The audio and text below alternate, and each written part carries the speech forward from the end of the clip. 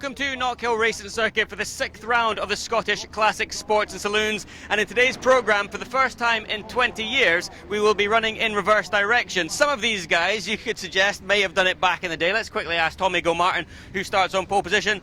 Tommy, reverse direction for the Classic Sports and Saloons. Have you done this before back in the day? Not being insulting? No, I've never been round before. This is my first time, totally new, thoroughly enjoying it. It's obviously a very technical circuit going clockwise, so anti-clockwise has given me a lot to think about. Made a few changes to the car. Obviously we're on pole, so we must be doing something right, but no, thoroughly enjoying it. It's a nice circuit to go round.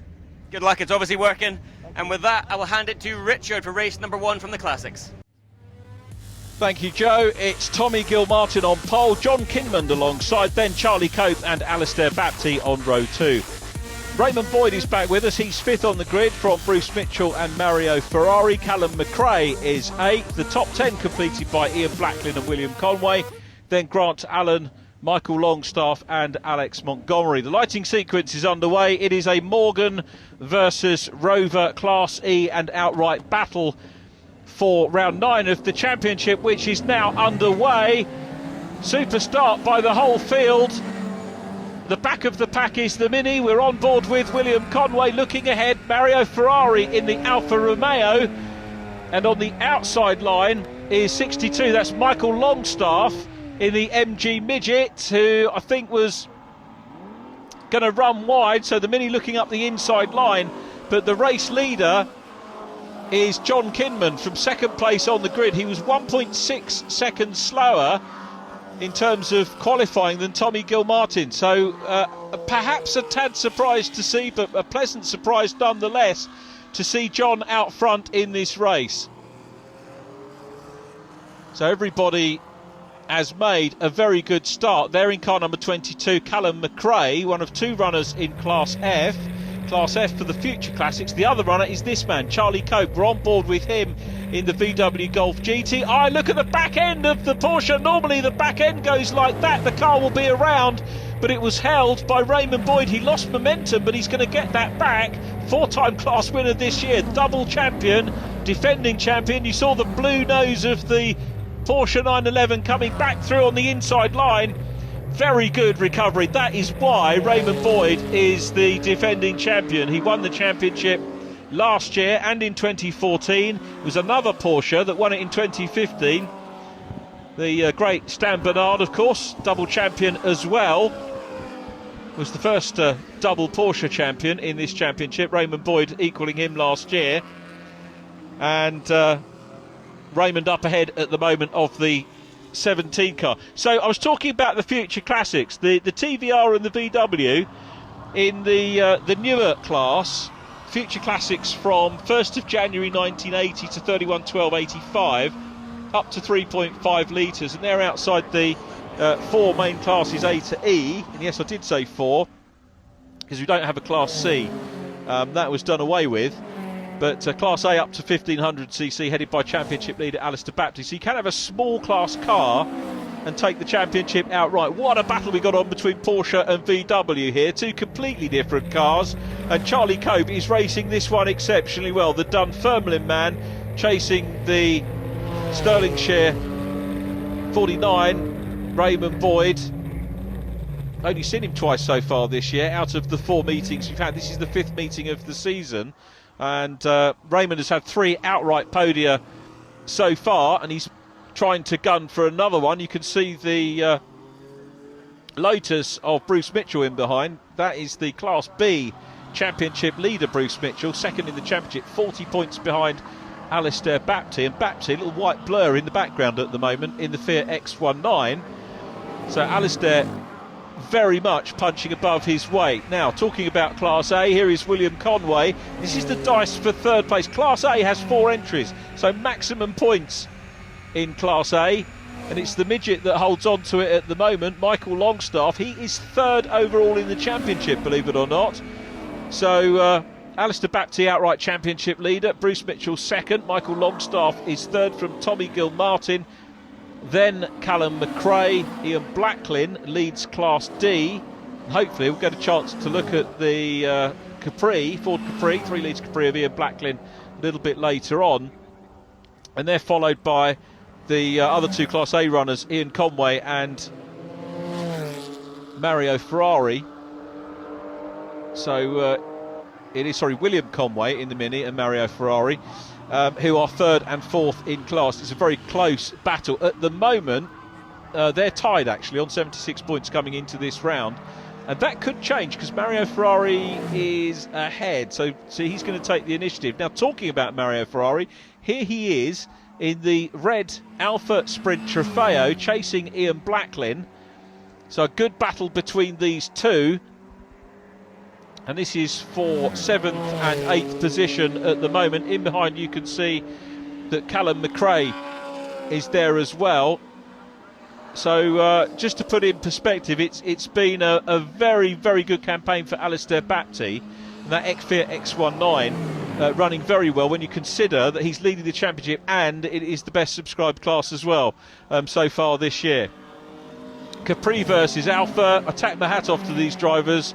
It's a super field. And these cars, of course, if they were road cars, you'd care for them dearly. But for these drivers to come out as they do, meeting after meeting, put them on the line, and put them at great risk, this wonderful machinery, and they put on a super display every time we see them, and the grids have been good, and I know that the guys that comprise the formula are all talking to the SMRC about how we can make things better and encourage more drivers into the sport as well. So who knows, we might even get more cars on the grid for the end of the year, hopefully for next year as well. I do hope they're enjoying this reverse grid racing though, because it's been absolutely superb.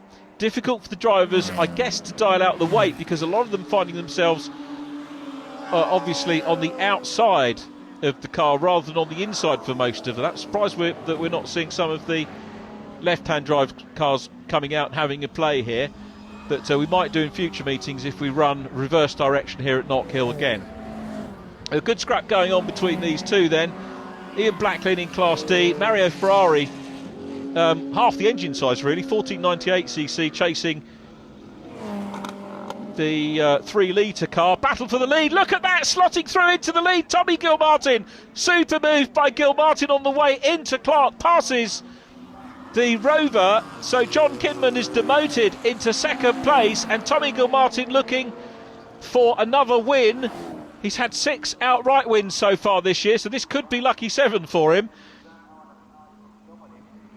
Raymond Boyd looking for his 4th class win of the year as Tommy Gilmartin comes down the hill chasing William Conway, who's running in 9th place overall at the moment and is 3rd in Class A. Michael Longstaff, sadly, in the MG Midget, a retirement, as too is Bruce Mitchell. So Mitchell is going to drop a few championship points. I think will remain in 2nd place in the championship because he had a good, decent lead as the...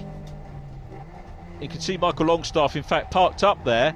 I wondered why there were green flags there earlier on. Didn't spot that, but Longstaff safe and well, but parked up nonetheless as the race leader Tommy Gilmartin goes past William Conway. Conway in 9th, 3rd in Class A. And he's going to close in, but at the moment Conway losing points to Mario Ferrari in this one. So Ferrari will grab 3rd position in the Class A standings as Tommy Gilmartin, who is the Class E championship leader, is going to take another outright win. He was a dominant performance in qualifying and race-wise eventually does the same because John Kinman is back in 4th place. So our race winner is Tommy Gilmartin. William Conway is 9th, 3rd in Class A. There is Grant Allen. Charlie Cope, Raymond Boyd, they're all across the line as well. Boyd taking 2nd, Charlie Cope is 3rd overall. John Kinman holds on for 4th from Alistair Bapty. Championship leader wins Class A. Ian Blacklin next from Mario Ferrari and Callum McRae. William Conway 9th from Grant Allen, and Alex Montgomery completing the finishers. Tommy, we spoke before the start. You'd never done it in reverse direction, but it didn't stop you. No, I thoroughly enjoyed it. I was saying at the start, the car's over fueling, so it bogged down at the start. And John got away in the Rover nice and clean. And I didn't want to do anything rash. I thought I'll sit with John and see how this goes. And to be fair to John, I was struggling for the first 2 or 3 laps. Tyres came on nicely. John's tyres obviously came on and we were having a good race. and coming out of the hairpin, I wasn't getting third gear cleanly, so John was getting away from me again. But the lap that I got by him, I got third gear nice and clean, got up the inside coming into Clark's, and got into the lead. So And the job was done. job was done. Thoroughly enjoyed it. Second place class winner, all ended well, but there was a hairy moment in the middle. It was a hairy moment right in the first lap, actually. I had that little Golf right behind me chased me. I thought I'd just try and take a quicker line for Duffus, which is not a thing to do. So I had a nice sideways moment, which resulted in a little let go of the steering wheel to try and get the car balance and catch it again. Or as Callum was saying, I was right past you. So that was great. So and then he just chased me and chased me and chased me, and it was great. Really competitive. First time I've done that reverse. Well, that was going to be my question. I wasn't one to offend you, but we did do this in the 90s. I didn't know if you'd done it before. No, I'm too young for that, Joe. That's what I thought. I assumed that, yeah. No, it was kind of scary. And where I'm usually quick, I was actually a lot slower this time, which is normally from McIntyre's down. So going up the other way, it was quite crazy. But I think I'm getting used to the gearing now. So no, I thoroughly enjoyed it, and a great race with Calum in the Golf. He was excellent, and everybody's home safe, and that's good news. Well done. Cheers, Wes. Third place, reverse direction. Everyone seems to be enjoying it, and obviously I'm speaking to the guys that are having success, which is yourself, on the podium. Yeah, no, really pleased, yeah. Had a good battle with a Porsche, race long, but I couldn't get quite close enough to have a go, but I kept him honest, and I thought, well, if he makes a wee mistake, I'll be there. But unfortunately, drove really well and didn't make a mistake, so yeah, followed him home for third, so I'm really pleased, yeah. Really. You've got another chance to try to improve in race 2? Yeah, I'll have a think about it and see, maybe muck about with tyre pressures or something and see what we can do, yeah, get a bit closer. Well done. Thank you.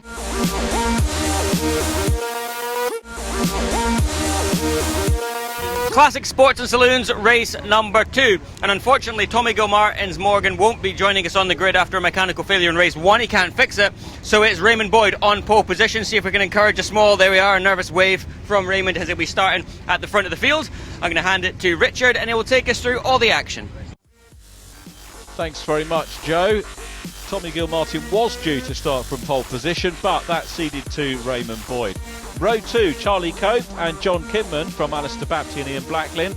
Mario Ferrari on row 4 with Callum McRae. Then it's William Conway and Grant Allen. Alex Montgomery and Bruce Mitchell row 6, and Michael Longstaff completing the starters. Well, sadly, Michael not joining the starters, and neither, as Joe said, is Tommy Gilmartin. So a slightly reduced field. Lights are on and getting ready for our second race of the day. Alistair Bapty away in the Fiat X19. He's passed by Callum McRae. The big Ford Capri of Ian Blacklin gets away well too. And let's see what Alistair can do in the X19 coming downhill. Super shot showing you the contours of this circuit, which of course are there the other way round as well. But I don't think, I'll be honest, I don't think I've ever noticed them as much as I do here. If you get the opportunity ever to walk round the circuit, I highly recommend it because you will get the feel for it. Alistair Bapty though, back past Callum McRae, so makes up one position already. It's going to be Fiat versus Ford soon. Charlie Cope going through shots. Great shot of them coming up towards us into the chicane. Now of course don't forget that the Lotus Europa non-finished in race number 1. So Bruce Mitchell, and there is Grant Allen, incidentally, in the Porsche 914. You might remember Grant racing a 911 in years gone by, but good to see variety of machinery as well, the two yellow cars together, and we've got the onboard footage from Grant Allen. So unusual car running here on an unusual circuit configuration for. I hope we do it again. Shifts down the gears, and coming through on the inside line is Bruce Mitchell in the Lotus Europa, the Class B car. Bruce took an outright win in round 2 of the year. There's Alistair Bapty, championship leader, and Alistair extending the championship lead. He's edging towards maybe being able to wrap it up in the September round. 10th of September is the penultimate event of the year, rounds 11 and 12. This is round 10. There is the Capri, Ian Blacklin having been passed. So the Fiat pulling away from the Ford. The Lotus still making progress through the field as well for our second race. A shame not to have the Morgan in this one. So 11 starters in this one as we watch Callum McRae going up the hill. There is Alistair Bapty. And Bapty running at the moment, I think, in 3rd place. So he's on for an overall podium in Class A. which is going to be a mega result if he can pull that off. But remember, the Lotus is coming through.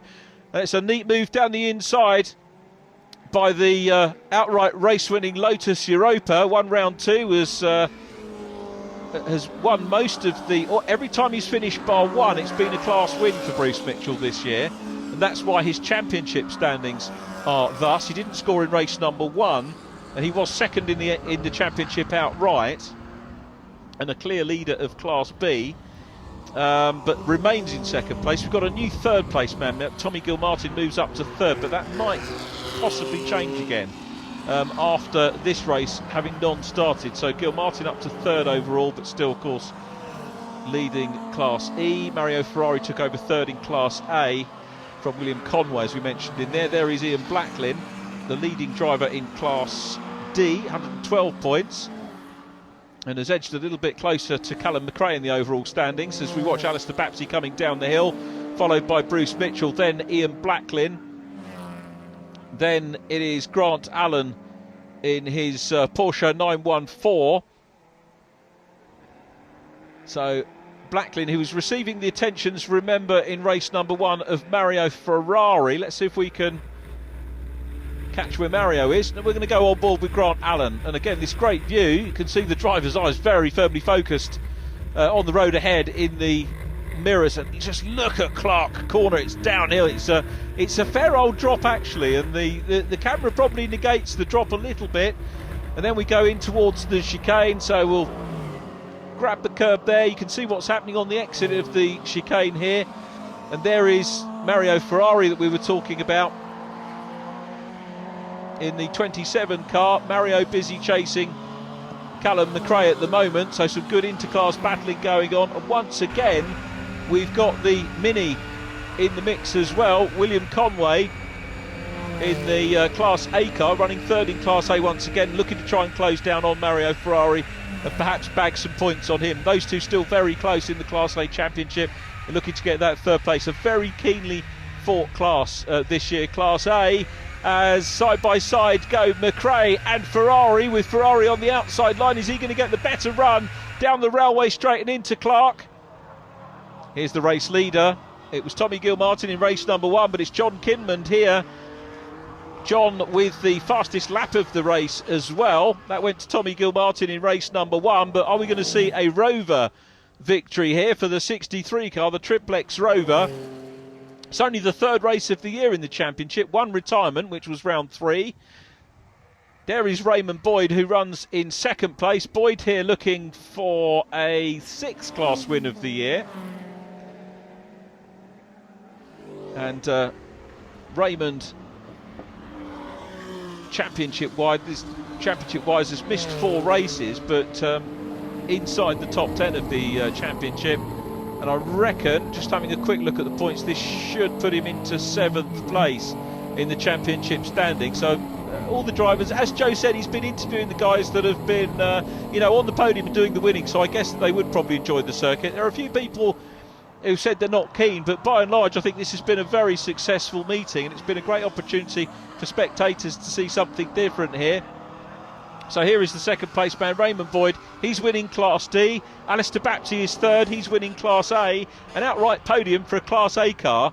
Absolutely stunning stuff from the Fiat X19. So here's first place out of shot. Second position is Raymond Boyd. How much further behind is the X19? Camera trained on the brow of the hill, and let's see if we do see. Here it is. Here is Alistair Bapsey. Bruce Mitchell in close proximity. These cars in different classes, classes A and B respectively. The Lotus is closing up. Ian Blacklin in the Capri is running in 5th place. Blacklin is in Class D, so he's the second place Class D car behind Raymond Boyd in the blue Porsche 911. Mario Ferrari up in front now of Grant Allen. Ian Blacklin running in 6th place, so Ian Blacklin 5th rather. Mario Ferrari in 6th, Grant Allen in 7th place. Grant in the Class D car, third in Class D, therefore it's going to be good points haul for the Class D runners in this one. If things finish the way they are, Alistair Bapsey maintains championship lead. Bruce Mitchell, he has 50 points on the meeting if he wins this one. Bruce Mitchell will grab another 18 points, so in overall terms for the meeting he's lost out a little bit. But look at William Conway, not that far behind Callum McRae and company. The little Mini is holding its own here at Knockhill. McRae and Allen still pretty close.